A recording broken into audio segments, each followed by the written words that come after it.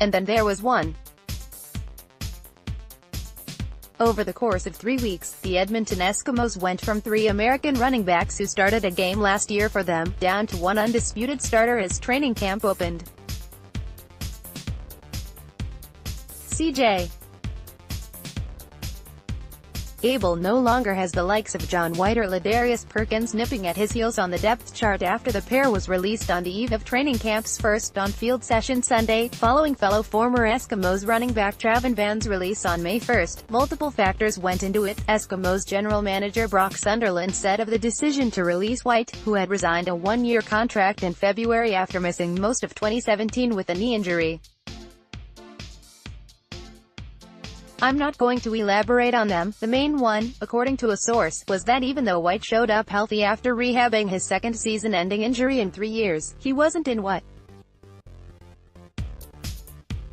you'd call game shape, which was readily apparent during Saturday's player medical testing. Ultimately, every time we make a move it's doing something that we feel is best for the organization," Sunderland said. That left 4 rookies listed behind Gable on the depth chart, 3 of whom are Canadian, Western draft picks Alex Taylor and Blair Zier, and undrafted rookie Chris Amoa, out of Laval, alongside Fort Hays State's Shaq Cooper, who has impressed coaches during his short time with the club.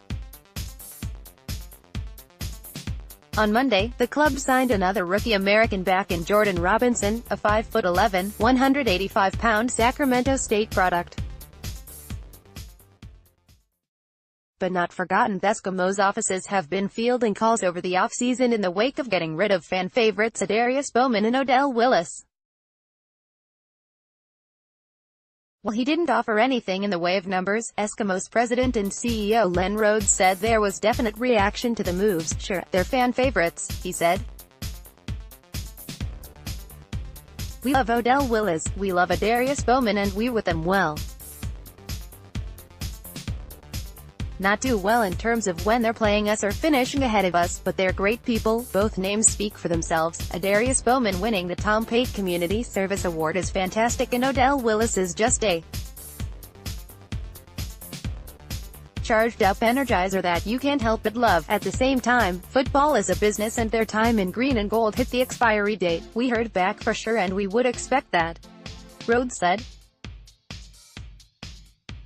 "People get passionate, but some of those hard decisions that a general manager has to make come into play, and it's making sure that he's looking forward in terms of future years and not just now." New numbers receiver, return man Jamil Smith has taken over the No.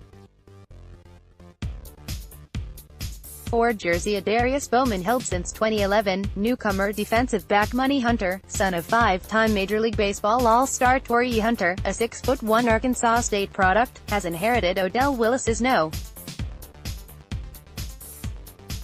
41, new pass rusher Zachary Barnes, a 6'3", 299-pounder out of Texas Tech who turned heads as a near Marcus Howard lookalike in minicamp in Las Vegas, has been switched from No.